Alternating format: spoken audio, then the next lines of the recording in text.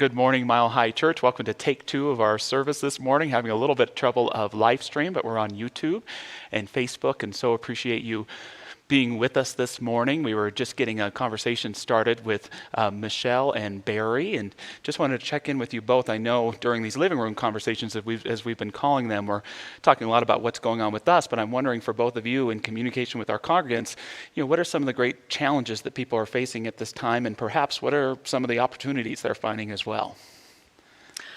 Well, some of the people that I've spoken with, I feel like there's people who are across the spectrum. Some of them are doing really well and they're finding time to really connect with their family and maybe finding some creativity time to dig up some of those old hobbies that they put aside for at a later time. But then there's other people who are feeling isolated and who are having a hard time just being by themselves.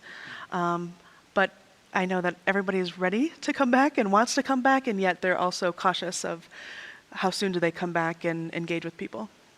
Yeah, great, thank you. How about for you and your experience, Dr. Barry?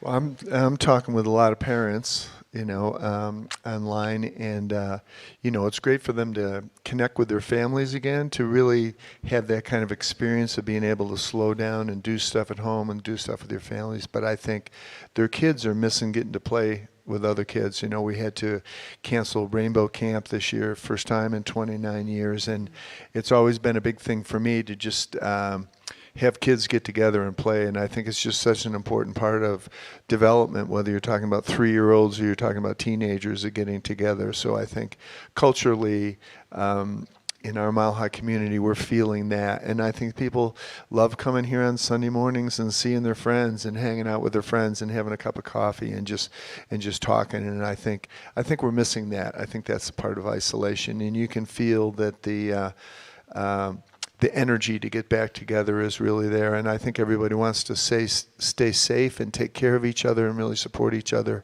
But I think we have a real hunger for community. We do.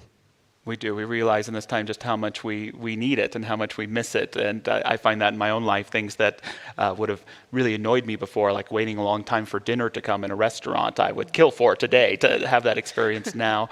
And, one of the things as staff here is we're looking at bringing our church back to life. And I think one of the rules we're trying to imply is do it one stone at a time. What a great opportunity for so many of us in our individual lives and collectively in our organizations and our church to look at each building brick of our lives and say, is this the right brick to put back on? And to do it with great intentionality to help rebuild that life in our future. And, I think it's a somber weekend as well. People that I talk to, I think many people are individually doing okay, but they realize they're a part of something bigger. Just the United States of America, for example, we're honoring this weekend those who gave their lives, the greatest sacrifice possible for the overall good of our country. And I was so touched this morning too to see in the New York Times that they took the time on the front page to name as many people as they could who have passed away from this virus, and you get a sense of the souls and the names and the lives. You realize they're not just numbers, but they're people who unintentionally have had to give themselves and their lives in a greater way, and it's heartbreaking to think that we've lost almost 100,000 people in this country and more across the world, and we feel that while at the same time wanting to nurture and rebuild our individual lives as well. Yeah, I think it's hard, and it's sometimes we forget that we're part of the larger consciousness, and so when there's grief happening, we feel it, but we don't necessarily recognize it as our own, but we don't know what to do with it. And so during this time, I think it's important to just be gentle with ourselves and to allow ourselves to be right where we are, trusting that exactly where we are is okay. And if we need support, that support is available to us. Yeah, wonderful, wonderful. Yeah, and I've really come to kind of embrace this whole technological thing, which I was so opposed to before. I think it's we are finding ways to stay connected and to cut through that sense of isolation, to be able to see each other on screen and be able to talk to each other. And I think that it's given us all an opportunity to reach out to people more too, and to try to stay connected with people that we know might have a sense of isolation. And I think it's it's giving the country as a whole a great opportunity to see what do we have in common. What are the common elements that hold us together as a country, and how can we hold those as sacred and really support each other and find things that are our common ground and place our focus there. And I think that that's one thing I love about this community, is something that we really strive for, is a sense of unity. And I think it's necessary right now.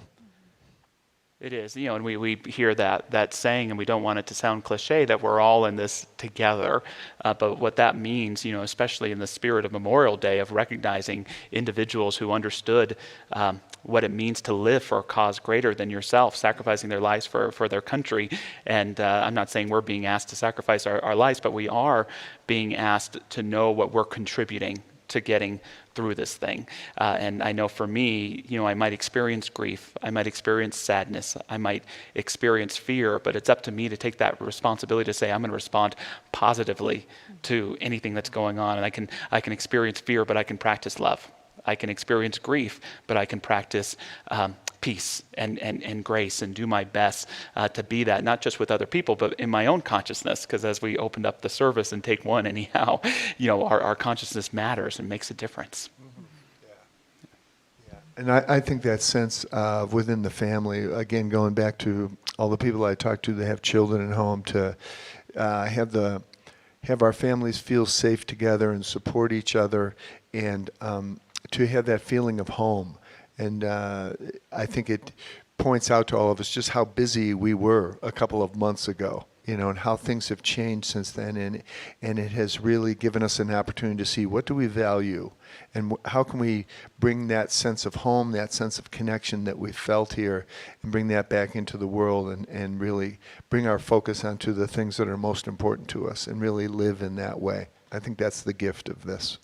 Yeah, that's a great gift. And I guess to close this conversation, I might ask each of you, when it comes to your own life and the building blocks for coming back, what's one key thing for you in terms of, rebuilding your life or coming back to life that you've perhaps have identified?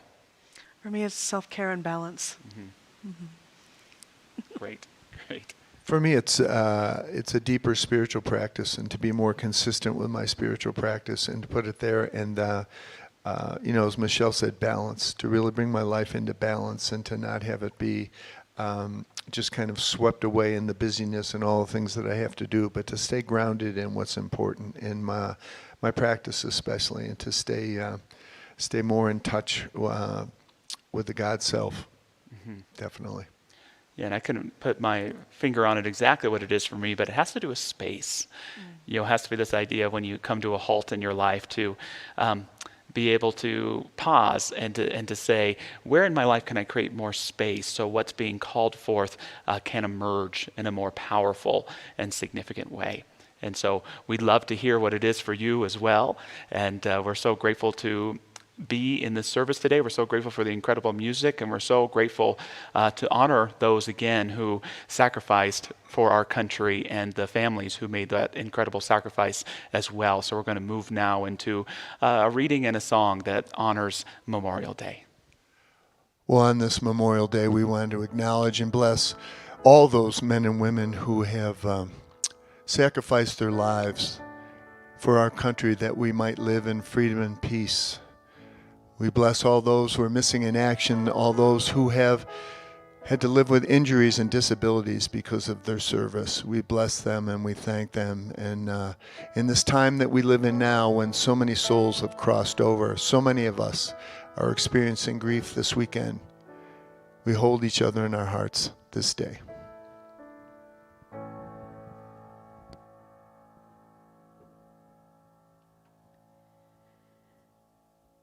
Let them in, Peter. They are very tired. Give them couches where the angels sleep, and light those fires. Let them wake whole again to brand new dawn. Fired by the sun, not wartime's bloody gun. and may their peace be deep. Remember where their broken bodies lie. God knows how young they were to have to die. God knows how young they were to have to die.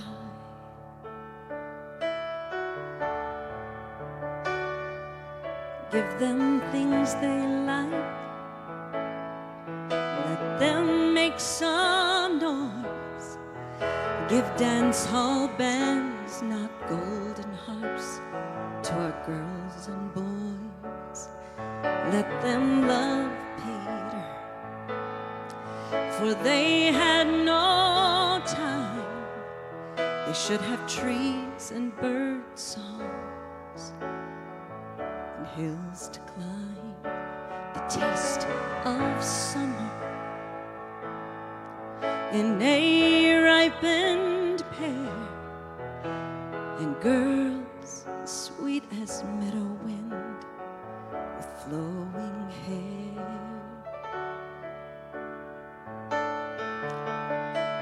Tell them how they are missed, but say not to fear. It's gonna be all right.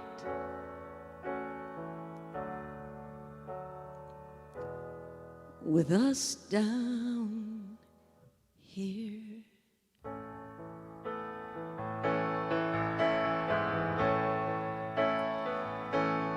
Let them in, Peter. Let them in, Peter. Let them in, Peter.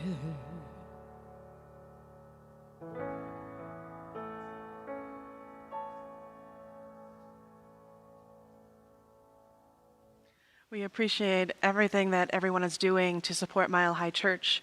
And just a reminder, you can contribute online, via text, or you can mail in a check. Panache Desai is an author, speaker. He's known around the world. And he was scheduled to be here with us this summer, but we had to postpone it due to the virus. However, Dr. Michelle recently had an opportunity to speak with him. So let's find out what words of wisdom they have to share with us today. Welcome, everybody. This is Michelle Medrano, and we're here today with a very special guest speaker. He was planning to join us in June for a workshop, and now, due to this pandemic experience, we're going to bring him in at a later date. But we are excited that he was willing to come and meet with me today and have a brief conversation and share with us all. So please welcome Panache Desai. I'm so thrilled you're here with us. Thank you, thank you, thank you. Oh, thank you. It's great to be with you. And it's great to be with all of you tuning in from your homes and wherever you are. I trust you're all safe and healthy and prospering during this time and really going inside. Thank you. And you've been really helpful to people. I was roaming on your website recently and noticed all the great things you are doing to support people during this time. And so I think one of the things that I've been asking those like you who've been willing to be interviewed is tell us your best ideas for all of us to stay centered and grounded and free of anxiety during a time like this, a time we've never experienced before. Tell us your best ideas. Help us with that, Panache. And so what I can say to you is that we're living at a time of mass awakening, that there is no certainty in the world and there never has been.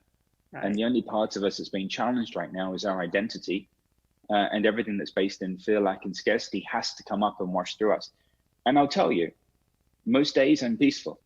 I'm perfectly at peace. I know that there's a greater plan unfolding here. And there are some days where I just feel the grief and the sadness of all of these families that are transitioning loved ones right now. You know, I'm on the phone with families that have people on respirators right now that, you know, are dealing with the reality of potentially losing people that they love, okay? And then I'm on the phone with people that have small businesses that have to shutter their businesses, that they're having to get rid of employees that they've had for maybe 20 or 30 years. And so as much as we have this spiritual paradigm of knowing that everything's unfolding in divine order, this is also a time of helping people navigate their way through every nuance of how crisis is translating for them. And so far, we've been able to meet everybody fully and completely, irrespective of what they're going through, and be able to be of service. And that makes my heart so happy. So how does this translate to you? You're being put in a timeout. Right. You've got every opportunity now to deal with everything that's inauthentic in you, everything that you don't resonate with, every choice that you're making that's based in survival instead of based in love, right? Really what we're being asked to do is prioritize the health and well-being of our brothers and sisters, this collective global family, over our security or the illusion of security, right? We're being asked to choose what's important. And through this willingness to feel our sadness, our fear, our anger, to feel everything that we're feeling, what we're doing is we're being made 100% accountable and responsible for every experience that we're having, for everything, because in oneness, life is happening as you are. And so at the level of your soul, you created this experience specifically for you to awaken to a deeper connection within yourself. And so as much as there's the reality of the virus, there's the energy of the virus, and then there's the impact that you're having as a result of your personal flavor of it. And in and amongst all of this, the more you're able to be calm, the more you're able to navigate from a place of trust and surrender, the more you're able to embrace who you are in your totality, especially the parts that you've rejected and in some way criticized or judged, especially those parts, the more you're liberating all of the soul's trapped potential, and you're facilitating an awakening and a return to the embodiment of divine presence, to where you can express the totality of who you are at the level of your soul, fully and completely through your energy body out into the world. Wow. That is big. And I believe what you're saying is that we're always being called to do that. But you're right, the dissonance between what's going on in the world and this call is quite intense right now. That was beautifully, beautifully expressed. Thank you so much. You know, really what's happening is that we're being asked to return to God. Yes. And we're being asked to completely trust and surrender in God. And so this is a beautiful time to really make the most of this opportunity to put into practice everything that we know, everything that we've read, every seminar that we've been to. This is where the rubber meets the road. This is where all of that faith becomes our reality, right? Where all of that prayer becomes our reality, where all of that, devotion becomes our reality. And so be supported in living this and walking through this window of time, connected to grace, able to move through it, able to observe it, able to witness it for what it truly is, which is humanity being restored to harmony and balance at every level of life and living. Yeah. Beautiful. Thank you so much, Panache. We really appreciate you being with us once again. Please stay healthy and well. Take care of your family. You're doing a brilliant job on the planet, and we really appreciate you. That was powerful. That was amazing stuff. I can't wait to see him when he does get to come here to Mile High Church and be with our Mile High Church family.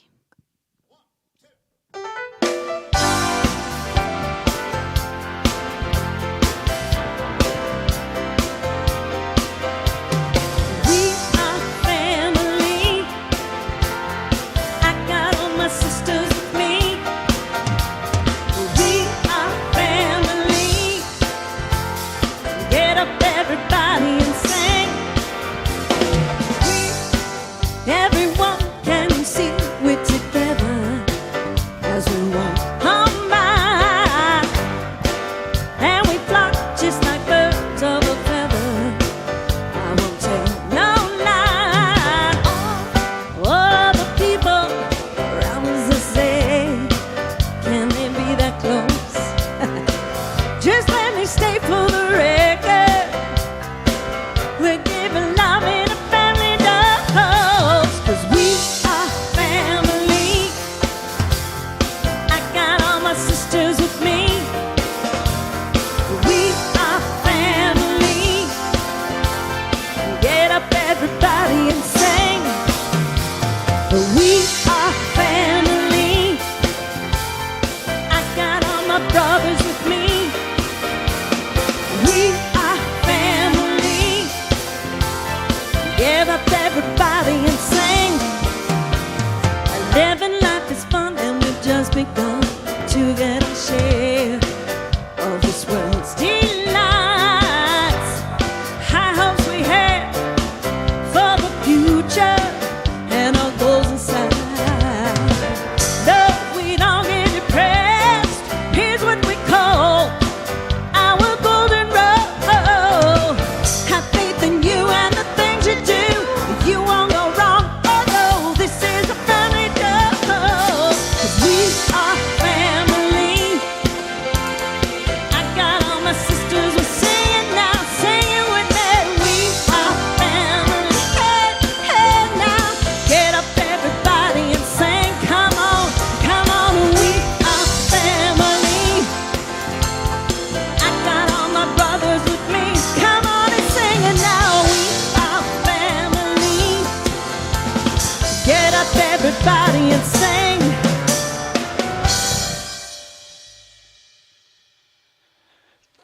Thank you, Jennifer Burnett. Thank you, Mile High Band.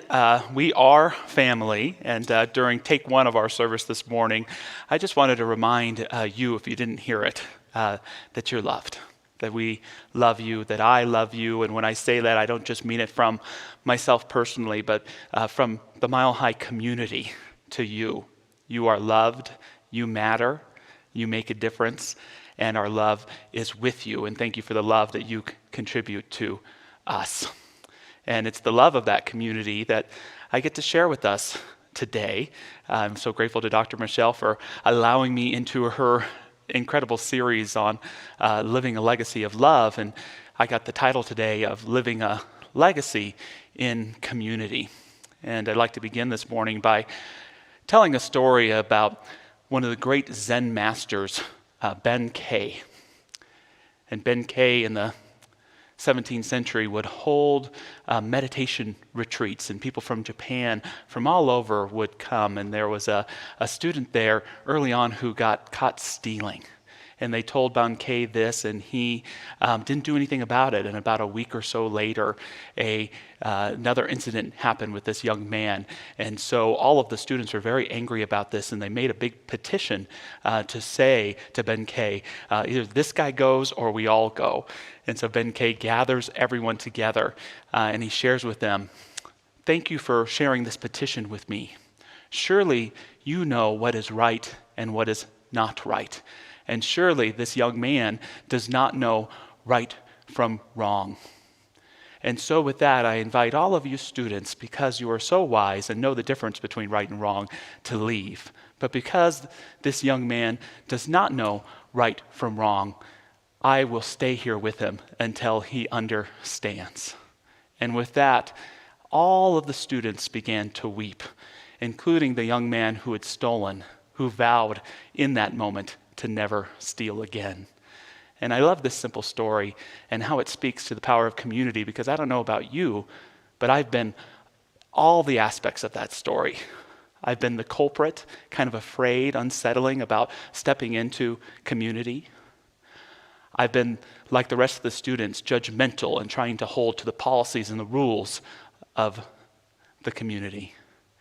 And at my best at times, I've been like the teacher who honors the rules and the guidelines, but realizes that community, first and foremost, is about compassion and love.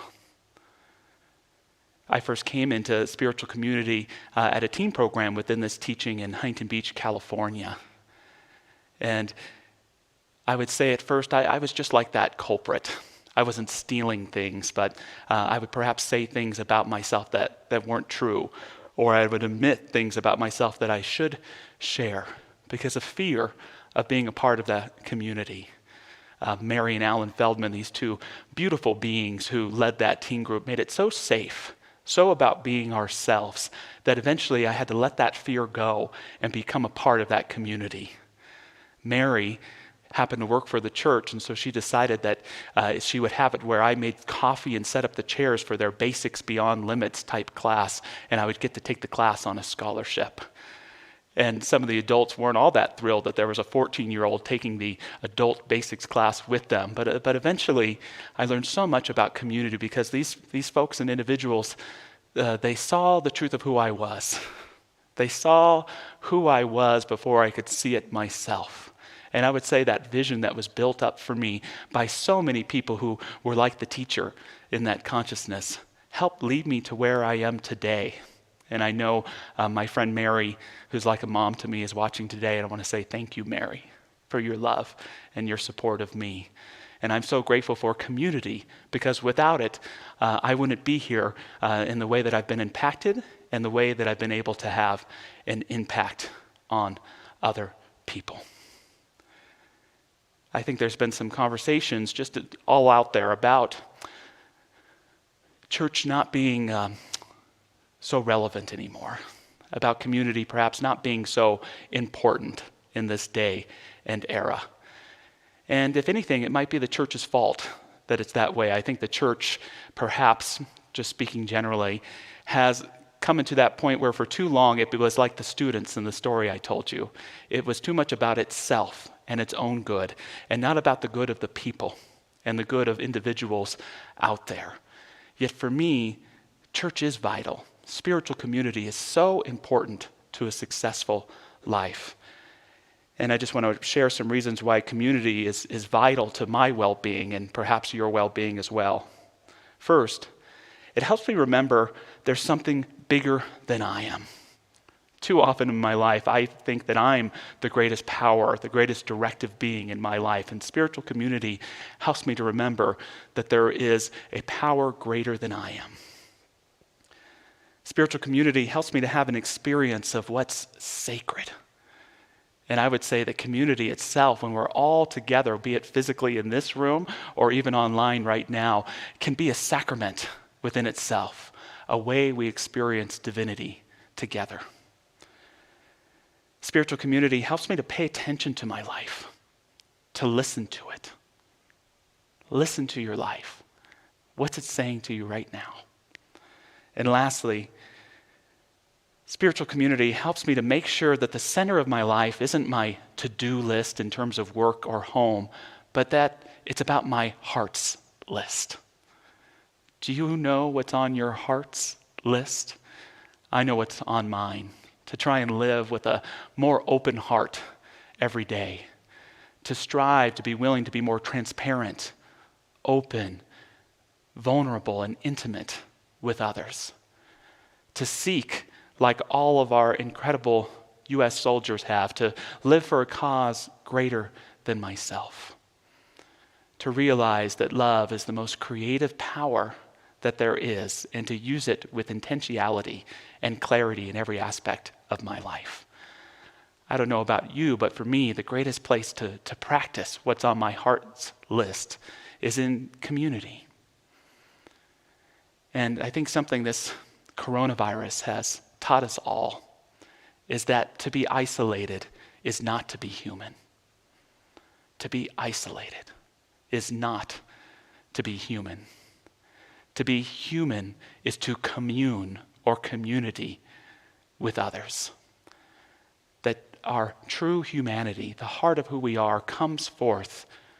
It can be inspired in isolation. It can be inspired in solitude, but it really takes shape in community.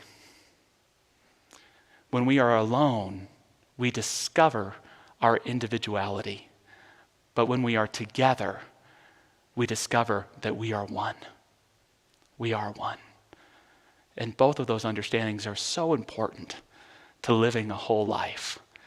To be the unique expression of life that we are, to be the liberated and free individual that each of us is, and yet to recognize that we are a part of all humanity, a part of all being.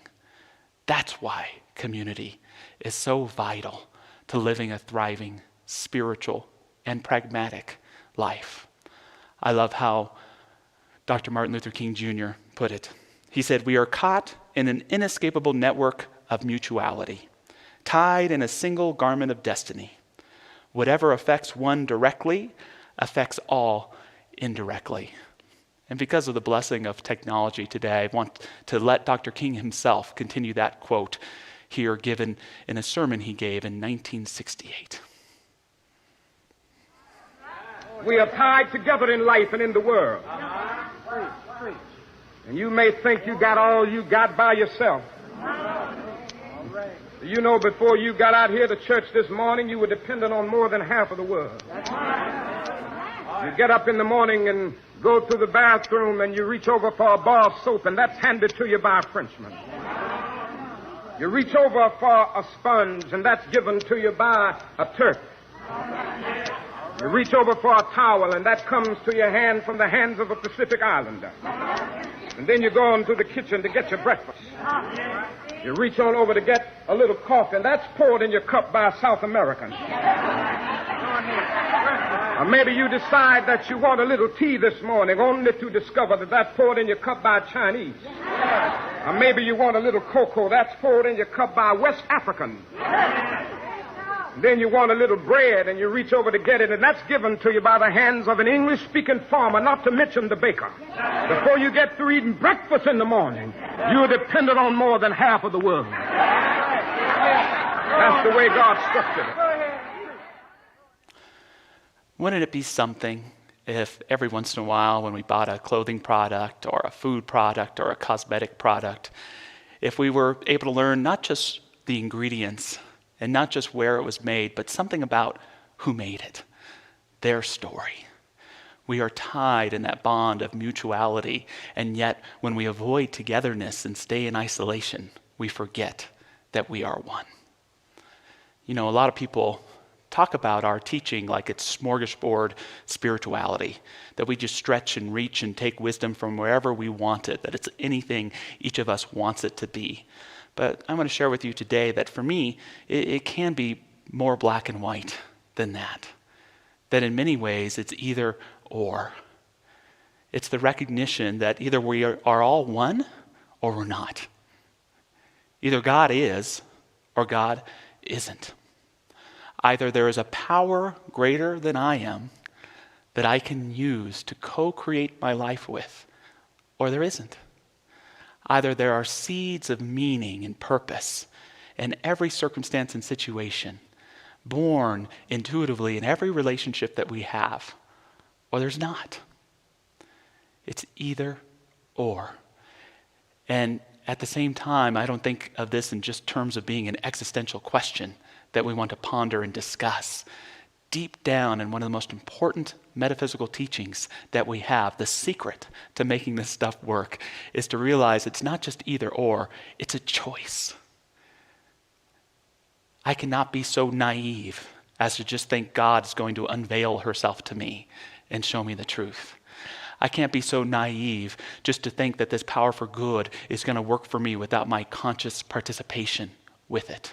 I can't just speak lip service to the idea that we're all one. I have to live it and get into community to know that it's there. Our founder, Ernest Holmes, put it this way. He says, life is not pleased by our being unhappy. God is not honored by our being sad. Spirit is not stimulated by our entreaty. The divine is not conditioned by our sense of limitation. God is, was, and remains perfect.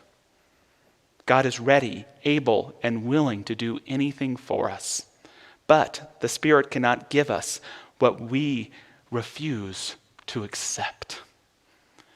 You know, sometimes I will criticize my fundamentalist Christian friends for this concept of salvation when they say that in order to experience salvation, you have to take the teachings and the life of Christ into your own heart. And when you do that, you get the promise of eternal life. And if you don't do that, then it's damnation, then it's hell for you. And the part that I really disagree with is that latter part. See, what I do agree with is that each of us has a choice to make. And that when you and I accept these spiritual truths into our heart, there's an immense transformation that can happen. We've discovered the secret of life itself, and we can live from it. However, when we don't choose that, it doesn't mean that there's some fire pit in the afterlife waiting for us. It means when we do accept and choose those things into our heart, we experience our eternal lives now. And that hell just means the state of missing out on that truth. Hell is missing out on that truth of who we are. There are all sorts of truths in this world. Empirical truths, philosophical truths. But I value first and foremost what I'll call today those damn true truths. What are your damn true truths? That we're all one? That there's something sacred in this life? That our relationships are vehicles to sacred connection and knowing the truth of who we are? That love is the most important and creative building block that there is in the universe and in our own lives? What are your damn true truths? And are you living from those? Because when we tear ourselves away from being one with everyone, we hide those truths. We cover them up. And it's community that calls us to bring them back together. My friend and our incredible minister here, Barry Ebert, gave a dynamic talk last year that he just called Why Go to Church? And his reasons were connection, consciousness, and community. And it got me to think, why do people not go to church? Why do people disengage from spiritual community? Well, one reason I think is we say, they're all different from me. I want to go where people are the same. They're too old there. They're too young. They're too conservative there. They're too liberal. They're too white. They're too woo-woo, whatever it may be. And my point would be, it's good that we're all different. It's fantastic that we're all different. I can tell you some of the strangest people I've met in spiritual community, and some of the most triumphant, powerful people I know I've met in spiritual community. And it's particularly great when they're the same. The idea isn't to be all like-minded, but to be like-hearted, to realize when we enter spiritual community, all the senses of identity move away so that we can be our God selves, the spiritual beings that we are. Another reason people don't go to church is they're going to ask me for stuff.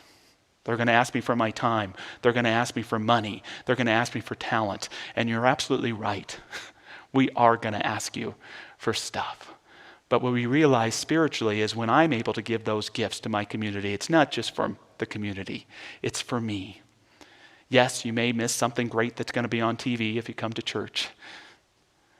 Yes, it's important to get to soccer practice and to do all the things on your to-do list.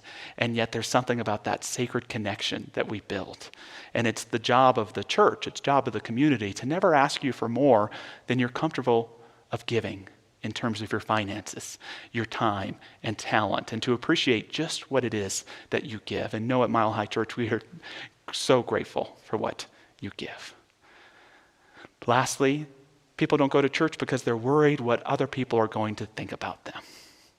Outside of the community, what's my evangelical aunt going to say about me going to Mile High Church?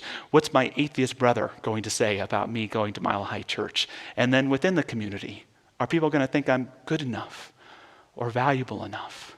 See, all this right here should show us that community allows us to be vulnerable and transparent in a way that nothing else quite does. To realize that each of us has a legacy to leave, not just in our individual relationships in life, but in the communities that we are a part of. Just a few things that I mentioned in my talk in closing today to remember, not only in relationship with our own individual lives and what we're going through right now, but in community. The first, again, what's on your heart's list? Who are you here to be? What are you here to practice? What are you here to really learn and get better at? Yes, how can you do that in your personal life? But more so, how can you do that in community? Whether it's Mile High Church, your civic life, greater extended family, whatever it may be. Next, remember that when we're alone, we can discover and cultivate our individuality. But it's in community that we discover and cultivate the truth and the principle that we are one. In this lifetime right now, where for some of us the only prism there is media that teaches us to see in dividedness, in separateness, and one side against another side. So many of us are longing right now for that remembrance that we are one. And if our societies are to heal themselves, we have to take that consciousness of oneness. No government leader is going to do it for you. No legislature can legislate it. It's our human birthright to bring forth the awareness of oneness, to uplift ourselves and everyone else around us, to create and make visible that garment of destiny that binds us all.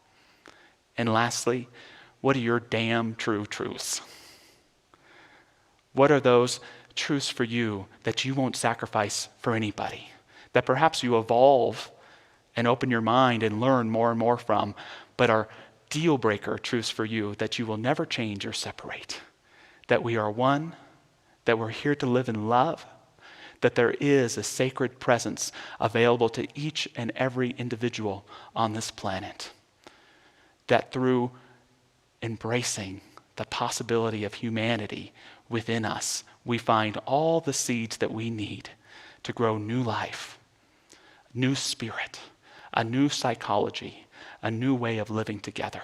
Live from those damn true truths, my friends, and you can't go wrong. So moving into affirmative prayer today, I invite you to join me wherever you are.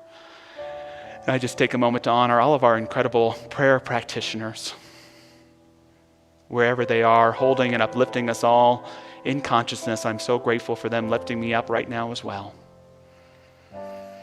And first, we bring to heart today all of those souls, all of those human beings who gave their life for a greater purpose, for the prayer that is the United States of America.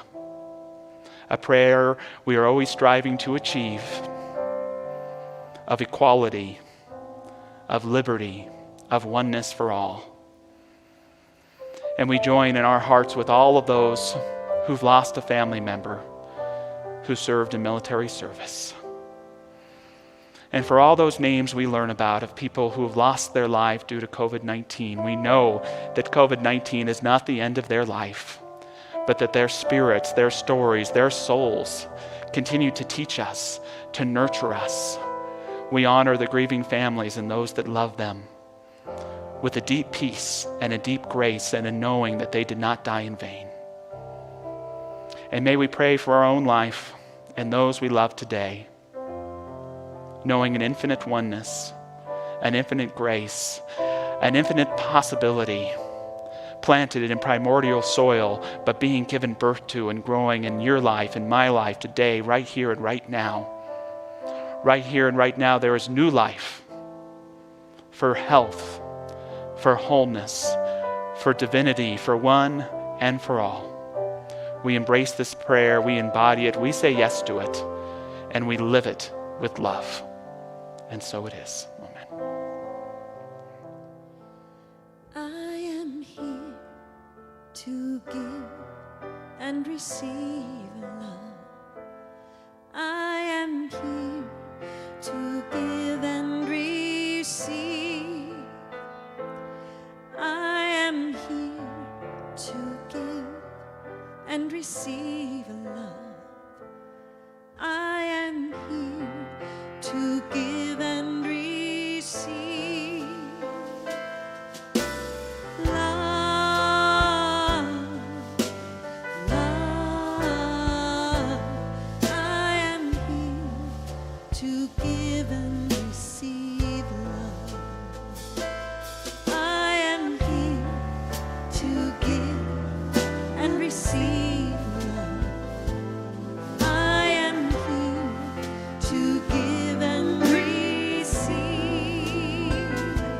I am here to give and receive love. I am here to give and receive love, love. I am here to give and receive love,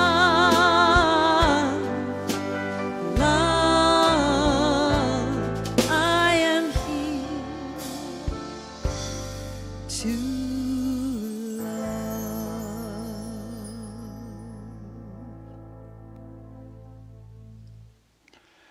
Thank you, Jennifer. Thank you, Susan. Thank you, Stu. Thank you, Mike. Thank you, Rob, our incredible Mile High band. Jennifer Burnett, you are so dynamic and you just fill our hearts each week that you're with us. We're so grateful for you and so grateful that you're with Mile High Church today. And we're so grateful for all the continued financial blessings that you're choosing to share with us. You're keeping our church on budget. It is such an amazing demonstration to you and your commitment to giving wherever you choose to give. And thank you so much for your gifts. And I'm just so grateful for everyone who's a part of keeping this community going, even though we can't have people here on our campus. It breaks my heart every time I'm here on campus, so I'm never going to forget that. Yet I'm so grateful for Stacy Butters and our youth ministry, keeping content going out for our kids who need it, for Jackie Harris, Ken Nakamura, and our Ministry of Service, staying connected with our volunteers, for our incredible practitioners, for the stewardship of our Board of Trustees, for all of the incredible ministries still taking place and thriving here. Thank you to our leaders, and thank you for being a part of it. It's so great to know that over 2,000 people have been a part of taking online classes here at Mile High Church in the last 30 days. We're just so grateful. So again, just invite you to go to milehighchurch.org and give a gift, to text 45888 to Mile High Church, or send something in the mail with a little note. We read them, and we're so grateful for your messages. And so with that, please take your gift. Please know abundance, not just for our church and for your own life, but for all of our Mile High members as we say this affirmation together. Divine love, as me, blesses and multiplies all that I am, all that I have, and all that I circulate. And so it is.